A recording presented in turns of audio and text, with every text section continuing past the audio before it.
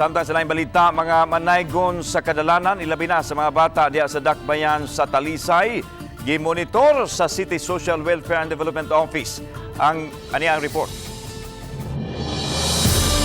Nakigalayo na ang Talisay City Social Welfare and Development Office sa obang ahensya o sa kabaranggayan alang sa pagmonitor nining manaygon sa kadalanan ilabi na mga bata. Mato di Filipa Solana, pango sa City Social Welfare and Development Office, nga nakasabot sila nga kabahin na gyud sa atong kultura ang pagpanaygon kay nagsingabot ng Kapaskuhan. Apan kun kabataan ang hisgutan, diha na mangilabot ang ilang buhatan. Matod pa ni Solana, ilang gitarget ang mga highway o kadalanan nga makabutang sa peligro sa kinabuhi sa mga bata nga manaygon. Ang pagpanaygon usama sa kanang pangmaagi nga mag-solicit, so kinahanglan gid nga mo secure og solicitation permit. So ang ato lang atong i-monitor kanang mga manaygon labi na sa atong mga karsada nga tinambayayungan sa laing opisina.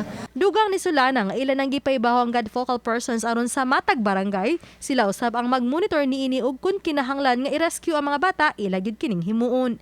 Gani andam ra ang Task Force Street Children sa pagresponde kalabot niini. Sa nangaging buwan ng rescue na sila sa mga manglimusay sa Cebu South Coastal Road, ilabi na nga usa ka hamtong ang disgrasya gyud tungod sa pagpanglimos. Naami mga rescue operations himuon, so tambayayon gyud na sa joint effort na siya sa tanan nga mga naglangkob sa among task force. Ito gihapon na siya kung mga bata man gani involved og bata niya labi na wadji kuyog pud nga adult. No, ato gyud na nga gipamonitor po sa barangay. Uban ni Philip Patricio Grod Prado, ako si Femary Dumabok. Balitang Bisdak.